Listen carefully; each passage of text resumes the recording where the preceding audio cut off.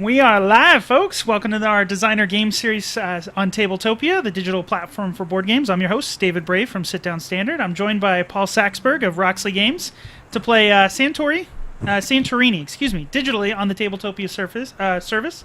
Now, if you don't know what Santorini is, it's an abstract game where players are going to be working to construct buildings on the island of Santorini. And what you're trying to do is be the first player to get one of your builders to reach the third level of one of the towers built in the game. Very easy to play, easy to learn, but I'm going to have Paul, since you're from Roxley Games, give us a quick rundown of the gameplay, the objectives, and just general overall feel of the game. So go ahead and take it away, Paul.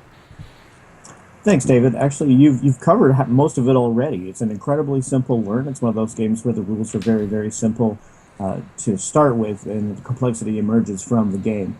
You can see the board up here as we speak right now.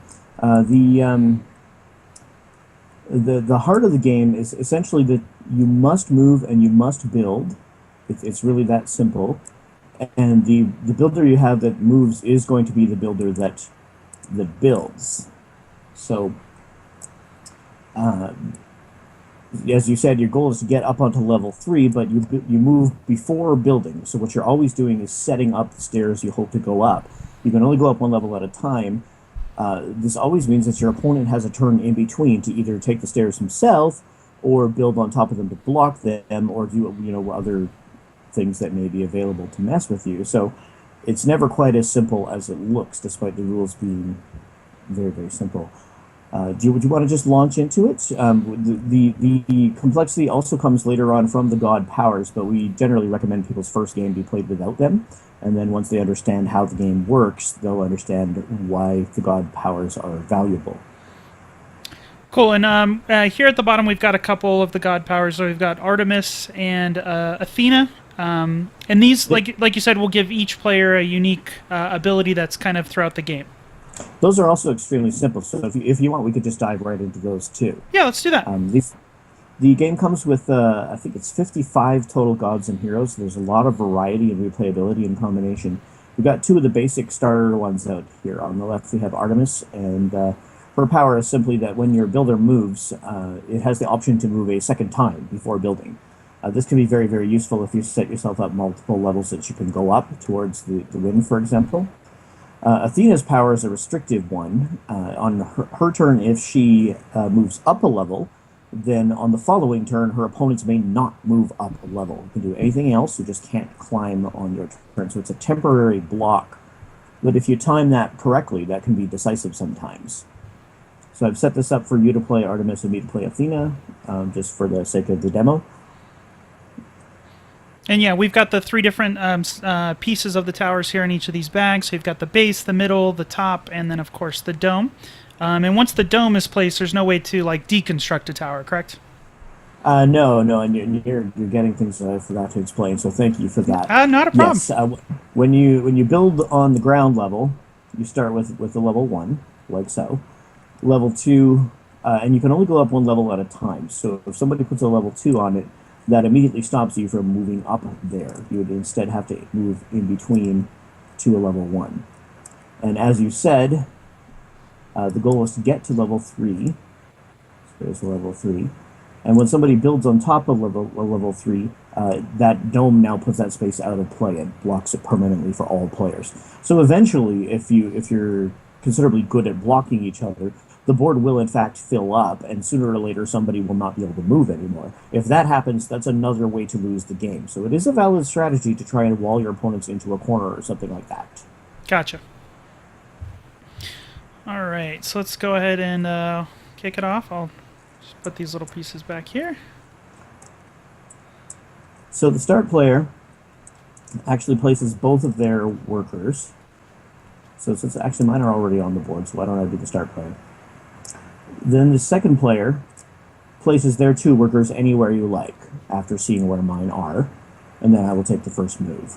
All right, I'll go there, and kind of spread apart here a little bit. Okay. Okay. So, again, I have to pick one of my people. They can move in any direction. They can move diagonally. They cannot move onto another player or off the board. So I'm Just dive right off the island. I like to control the center, sort of as a general. Like that's my. I'm an old chess player, and that's always really important in chess to control the center. And then so your build that you do is also within one of that builder that you moved, and it could be at any height, but it has to be the builder that moved. It has to be within one of them. Gotcha. All right, so that's as simple as that. So now it's my turn, correct? Yes. All right, so I'm going to go ahead and I'm going to move this guy 1 and then place a base over in this corner. Fantastic. I'm going to go in between here and build on top of your base that you just set up. So there's no restriction with building. You could be on the ground floor and build all the way up to the top. It's just when you move up the tower, you've got to be. You can only move up one spot.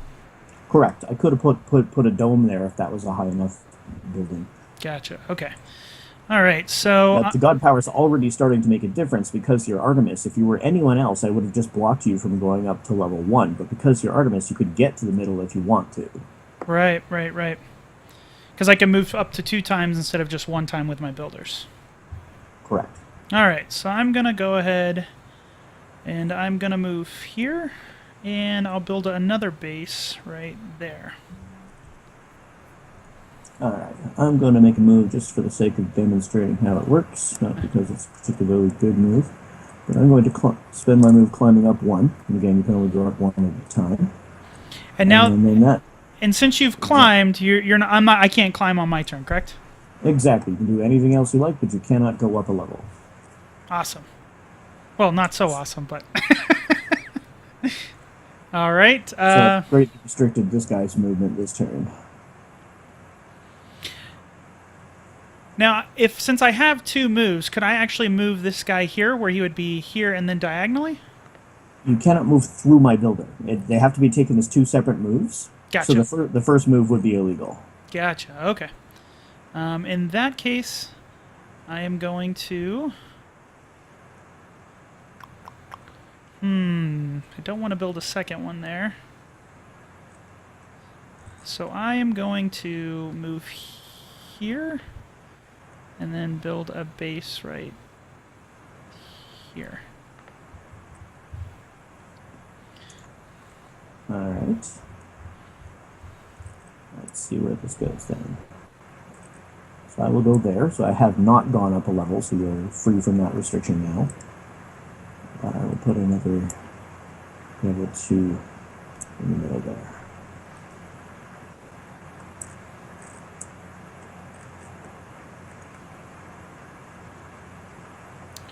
All right.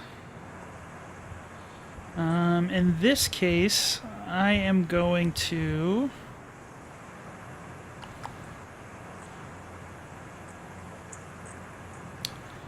I'm going to move... actually, you know what? I'm going to move here. I'm just going to take 1 move, and then I'm going to put a top on this. Interesting. Thanks for bearing with me, incidentally. I think that might have actually been one of the worst explanations for this game I've ever done. Hey! Now that we're recording it, that's where I have to miss a couple of crucial little things. No worries. It's such a simple game. Exactly. All right, so there's my move. All right, and since you went up a level, I cannot go up a level. Correct. So you're really only at a couple of spots to do that anyway. All right, let's see what I want to do here. 1, 2. And I'm going to build a base right there. Actually, I take that back. Right here. Interesting. I'm probably not playing the best, but... I think a lot of the subtleties to this game are something that you kind of master over time. Like, I've played probably about 120 games of it now, but if I play against the designer, for example, I will lose. It doesn't matter which one of us has what god, or even if he doesn't have a god and I do, he's just going to beat me because he'd be watching our game right now and going, oh, that was a mistake. Exactly. And I would have absolutely no idea why. Well, see, that's why whenever I play, playing these against designers and people who work in the industry, it's like shooting pool left-handed. If I make the shot, it's like, hey. But if I miss it, it's like, oh, I shot left-handed. What do you want? Oh, that's why you should always call the crazy shots in pool, because Eh? if you get them, you look like a wizard, right? Exactly. But nobody was really expecting you to get them, so you didn't lose anything if you miss. All right, let's see. I'm gonna go here, and then I'm gonna build another base right there. Interesting. So what's happening up at the top is something I've observed sometimes is that players who are kind of jerks sometimes will every time you build the level 1, they'll put a 2 on top of it, so you can never get up to the higher levels, and that's just frustrating, right? But of course, you have set yourself up this interesting formation down at the bottom, so I can't do that to you because you've got options. So I kind of felt like I had a strategy, but I didn't know where it went. Mine is just a mitigating disaster. That's how I play most board games. All right, let's go play. Let's go play over here. So no, I think I want to keep separate because the other thing about playing against Artemis is she's got so much mobility that I can't leave a corner of the board because you can zip over and play in it before I can get over to stop whatever you're doing. Right. All right, so I'm gonna go ahead. Let me make sure I can. All right, I'm gonna do this. I'm gonna move up, take advantage of the fact that you didn't move up last turn, and start making my way up that hill. Seems good. Take the height while you can. I'm not sure what the long-term strategy involving that is, but I know that a short-term solution is just to block you That's right. by doing that.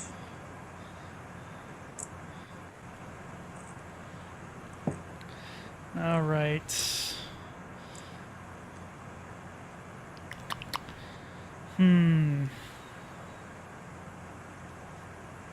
I don't want to move her. I don't want to move that back builder. 'Cause I feel like it's like a stalemate back here.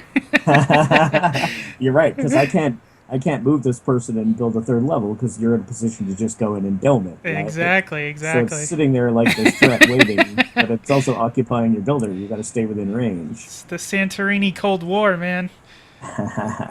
All right, let's do this. I'm gonna move this guy down, and then gonna go ahead and start. Oh, now that's interesting. That's interesting.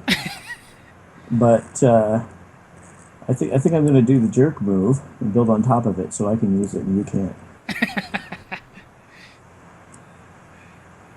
This gives me some more options. All right.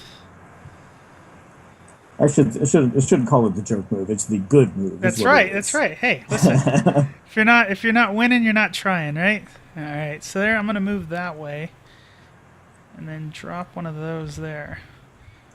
I'm seeing a pattern here. Yeah, I'm trying to. I know the Cold War's happening up here, so I'm just trying to.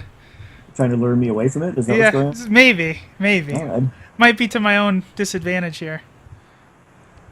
Well, it seems to me that I'm getting a nice big building here to play on, and you're down on the ground. So that seems like good building blocks for me. So if I have two moves, so I could technically jump on top of this, right? Because this would be one. Yes. All right, I'm going to do that, and then I'm going to build right there. Interesting. Yeah, I'm a huge fan of abstract strategy games. I love how easy you get into it because I have lots of board games, but it's the 15 to 45 minute explanation, and then everyone's eyes are glazed over. Where this one, like you said, after you play it a bunch of times, it becomes a bigger and better game each time.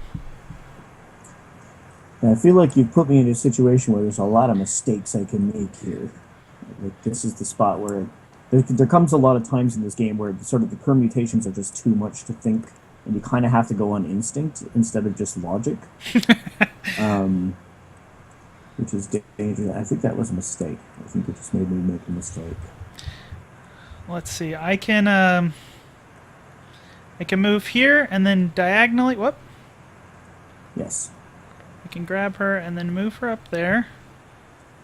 And then I'm gonna... Still have to build. Yeah, I'm trying to think what I want to do here.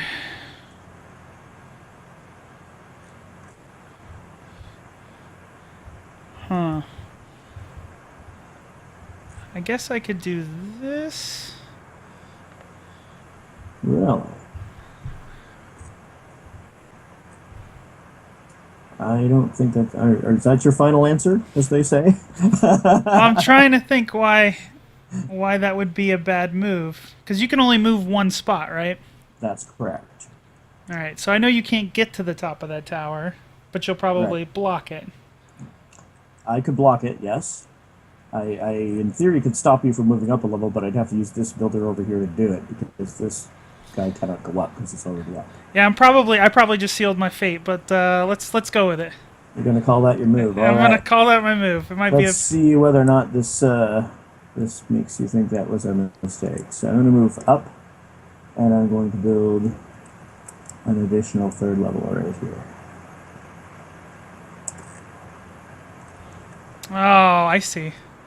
Because you're going to go either diagonal or not. All right. So, You can't get up onto that. Right.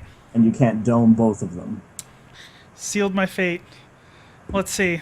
Everyone knows the dome on the right is much nicer, so... you do have to move first as well. Yeah, so I'm going to block the dome on the right. And then that would be game. That would be game. See, the thing, it's the building diagonally. It's just because it's so much freedom on building. Yes. Yeah. Yes. Well, you think about it. If you're not in a restricted space, each of your builders has 8 moves, and then each of those moves has 8 builds. So you really have 64 times 64, brackets all around that, times 2 possible moves, minus whatever things are blocked, right? Yeah. So there's a lot of possible futures of this game. It's hard to anticipate all. So yeah, that's the trick. Because I think what I just inevitably what I end up doing with this game is just kind of looking orthogonally. All right. Well, since I lost so quickly, maybe we can roll one more and maybe show a couple more powers. Have you played this before? I played it once with a buddy of mine. And then I had a chance to check out the Kickstarter. So I watched some of the videos on there too. I do note that experience does make a difference in this game. As I said, I lose to Gord if I play against him. That's just how it goes. I don't expect that to be different. But since you've only played twice now, that's why the experience difference is showing. After you've had a few more games, we would expect it to be much more even. Well, here, I can do this to make this just a little bit easier. I could just hit reset, and then this should put everything back in nice and tidy into the bag. So it'll do a quick refresh here for the game. But one of the perks of playing digitally, no cleanup necessary. So actually, we recommend when we're introducing new players to the game, and this is what I should probably have done, is that I would play without a god power. Or just one of the heroes, because the heroes have god powers that are only usable once per game. Yeah, because I saw some of them are, like, there's one where if you actually drop from the second level, you automatically win, right? That would be Pan, and actually, if you want a decent chance of beating me, there you Pan go. would be an excellent choice, because I seem to have a bit of a blind spot for myself with Pan. I think I've lost more to Pan than to any other god. There you go. All right, so let's do that. I will take up Pan. All right, I will take somebody else then that we have not yet seen. Have you had a chance? I'm sure you've played it with 3 players. It's a little bit more chaotic, or? Well, now I think it comes down to sort of what type of game you're expecting. The designer officially Roxley recommends it as a two-player game.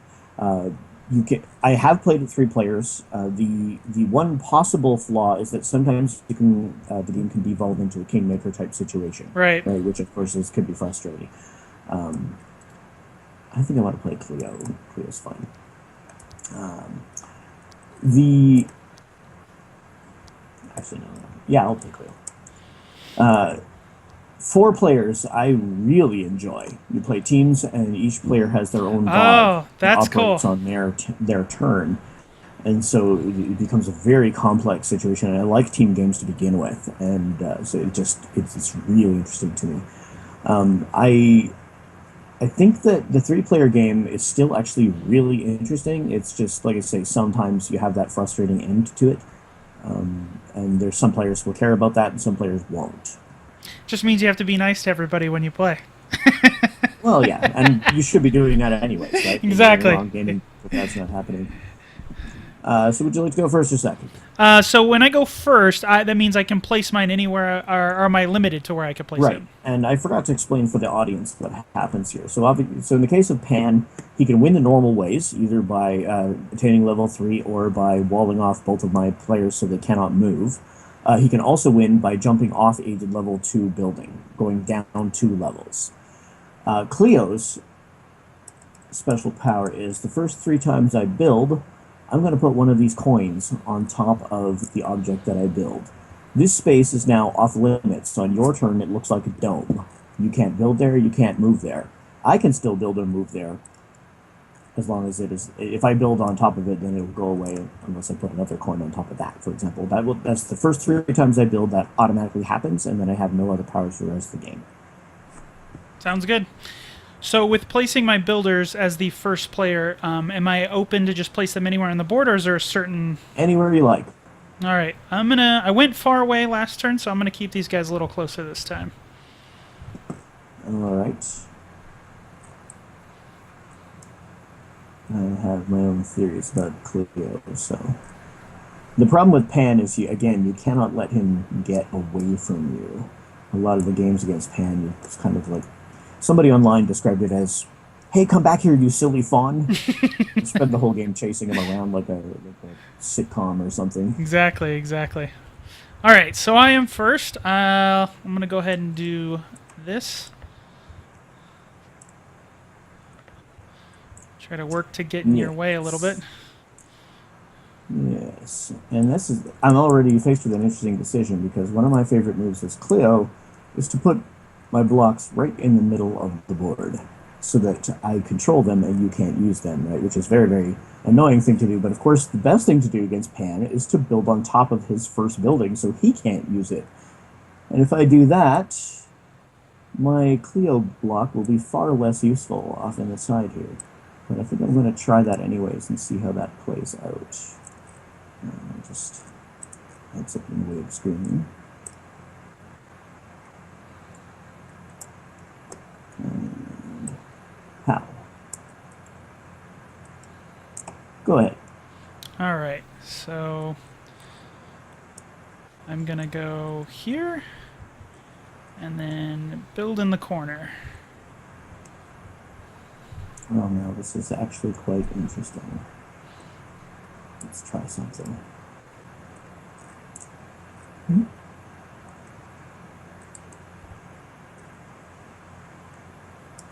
I will take my middle piece after all. I only get 3 of these, so I gotta use them wisely. All right. I'm gonna move here and build another base.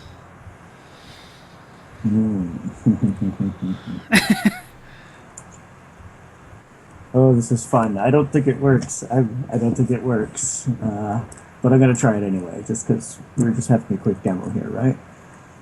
Let's see what happens.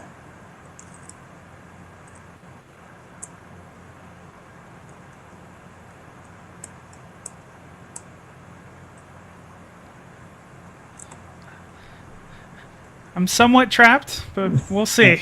You still have moves. A couple of them. So if I go up here and build... Oh, not a base. Let's do a middle piece.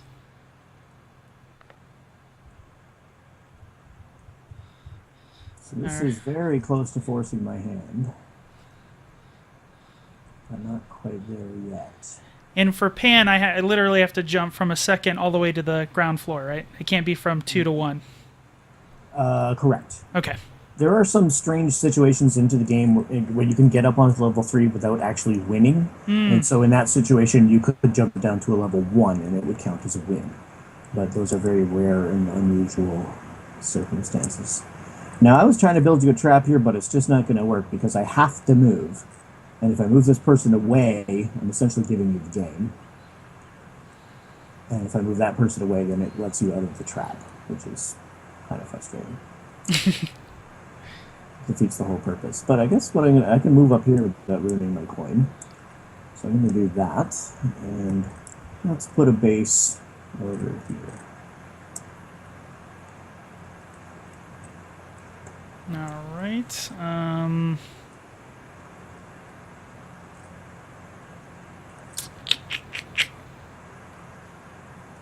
going to move here.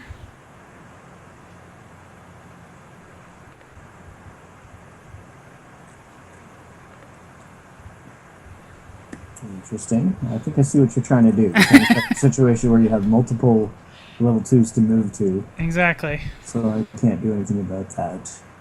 But what I can do is I can move to one and build on the other one. Oh, that's no good.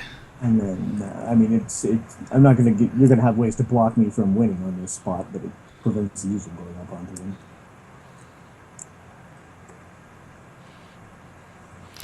All right, so I know what I have to do, but I'm wondering if I'm going to go... See, I just don't want to block myself. I want to go here. I think that's right. Yeah, I think the other way leads to you being trapped. Yeah, exactly. All right, and then we got the dome there. All right, we have domes. This makes it my turn, I believe. I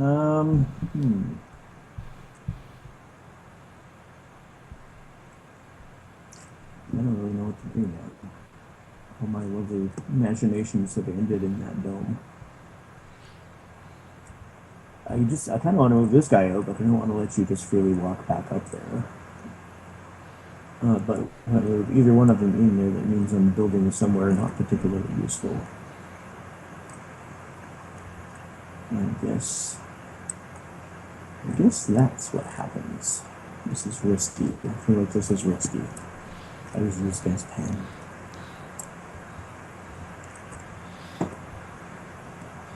All right. So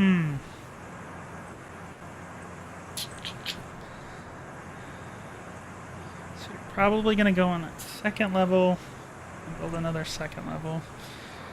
And I can't build on this, right? You can't move or build there. On your turn, you treat that space as if it was a dome. Gotcha.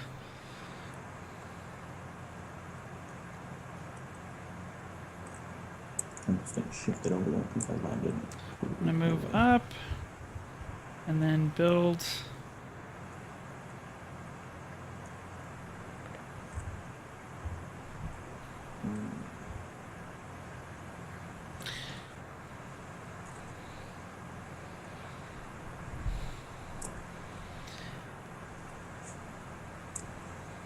This is one of those games where it's like if you lose a certain amount of times, you're like, okay, what not to do, and then what not to do, trial by fire. Yes, every time you lose, you will learn something not to do next time. All right, so another sneaky thing to do against Pan is just to put as many level 1s out as you can, so he has nowhere to jump down to. Building trampolines.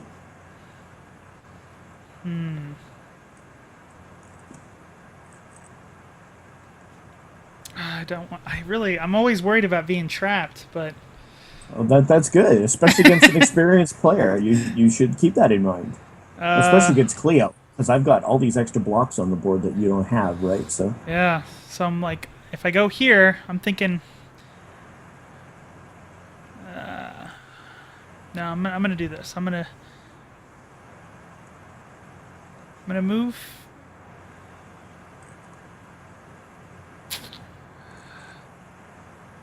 I'm so worried about... let's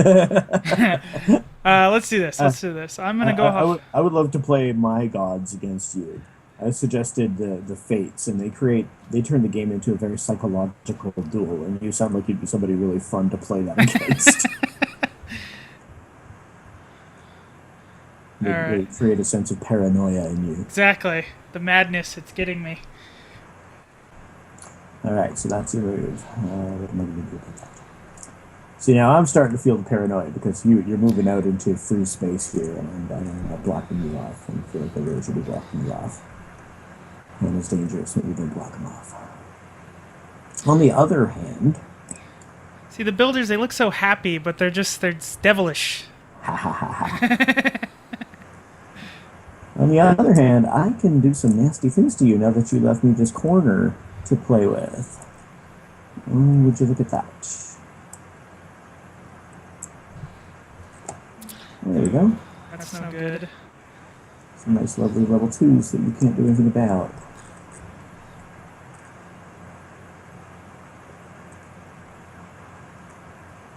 Yeah, I think actually you're in deep trouble now. Well, the one thing I'm thinking is that... Yeah, because it's going to take me 2 turns to get... Yeah, I might have sealed my fate again. Again, like I say, it's not really fair. I probably shouldn't have played with the god. Right? Don't worry about it. I'm going to go here. That is definitely a defense to force me to do something to stop you. Because you are 2 turns away from winning right now. I don't really want to send this poker over there. But if I don't, then you will win. Well, that's no good.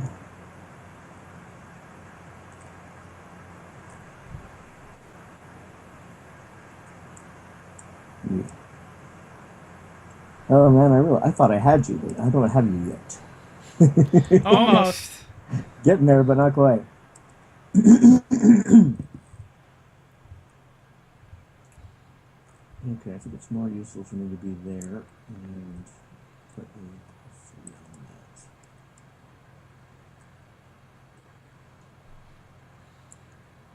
The only real problem with Cleo's power is that if I build on top of these coins, the coin goes away. Ah, gotcha. So, those things are stuck at the level they're at if I want them to stay marine. Alright, so... You're on a level 1 where you're... Yes. Okay, so... And they're both on level 1s. Yes. So I don't know if I want to do that, because then you could move up and then move over, so you'd be able to lead me in 2 turns. You could go here and then there. And I wouldn't be able to move again. But I don't want to do that. I want to move here and take a base. Interesting. Interesting. Trying to think maybe the idea of the pan ability might not be as great as I thought. Well, it's good, but I have a feeling it's mostly good against me. Although I'm doing a pretty good job of controlling you right now, mostly because we're playing at a fairly slow pace. Oh, we need to get one of those timers, right? Oh yeah, you could use a chess clock for this. That would be totally compatible with this game. Oh man, now you really got me. Yeah, now you're in trouble. Now I'm in big trouble. Oh, let's see.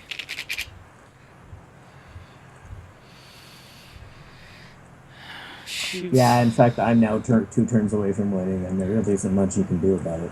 I'm trying to go there. Can't go there.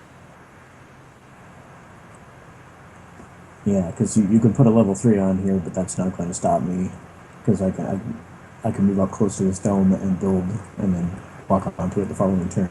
I've got a builder, 2 Clio pieces, and a level 2 stopping you from getting up there. Yeah, I think I'm toast. But I will do. No. Oh, sorry. Go ahead. Well, let's put the backup thing. I was going to explore something with you. As you were. I think I'm going to do this. I'm going to move over. If I place that top there, it's going to take you. I think it's one of those pick your poison. So if I go here, you're going to move up and then build another one, and I can't get to that. That's exactly what I'm going to do. I'm going to go up here.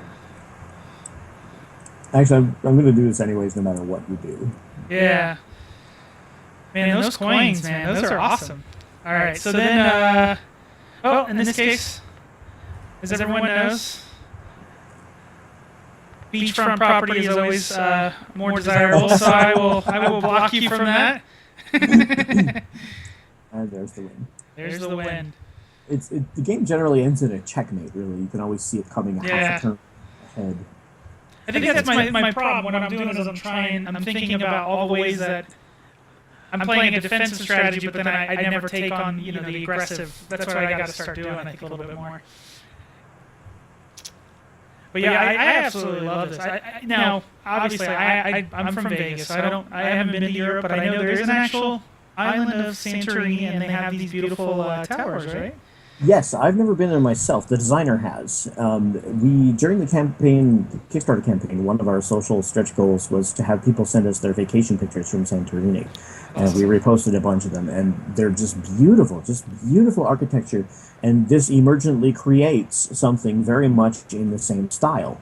They do have all white buildings, and the designers here have created, the interesting features on the sides of the blocks and so on and so forth that mimic parts of those buildings, and then all the domes are this color. So anyone who has been to Santorini will recognize this is exactly what the game is going for. And the physical game hasn't come out, but I know. Did you guys work with Tabletopia to kind of release this in the same time period as the Kickstarter, or shortly thereafter? I'm actually not certain of the timeline. I think I'm pretty sure it was available during the Kickstarter. Yeah. I don't have a correct answer for that. I'm sorry. Oh, that's no worries. I always like a lot of the games that I've been seeing there, like Kickstarter games, so it just gives people the opportunity to actually play the game before. Well, this of course has been out for a very long time, right? It's been out for decades, and people have their homebrew versions and the old versions with the white blocks. We just this is our chance to reimagine it with the over the top quality pieces and thematic attachments, and then fully developed gods, far more than have ever been on the game before. Actually, I shouldn't say that. Gord actually has, Dr. Gordon Hamilton, the designer, actually has a database with something like, I don't know, hundreds of gods in it. That's awesome. But, and absolutely someday there will hopefully be an expansion with another 50 or 60 for people out. But what we've done here is created sort of the main classic ones, and then there were new ones developed because we got a number of really excellent ideas and suggestions back during the Kickstarter campaign from the community themselves. Very cool. I contributed one, right? And so there was a lot of material here that wasn't there before. Very cool. Well, I know it was wildly successful, so it was. I remember it just went crazy when it first came out. I think it's the components. Blew us away. Yeah, it's just the components are fantastic. And again, it's just cool to actually have a chance to play the game and kind of see some of the different god powers. And it's just awesome. It's really cool to actually enjoy it. And again, we're on different parts of the world. Well, not world, but country, and able to play. So very, very cool. And then I know you guys have lots of other great games over at Roxley. I have a copy of this somewhere over here of Super Motherlode. Love that game. Big fan of Dig Dug and all that great stuff when I was playing the 8-bit version back in the day. That was Roxley's first game, yes, and of course a bit based off inspired by the original Super Motherlode video game, which we got the license for, and that's where all the characters come from. Very, very cool. Well, yeah, definitely. We'll have to play some more games, but this will conclude our designer spotlight of the Santorini. Definitely, it should be coming out maybe sometime later this year, or maybe early next year, the physical copy, but you can always come on to Tabletopia, check it out, and enjoy it. Play with your friends and family, anywhere in the country or the world. Until next time, bye.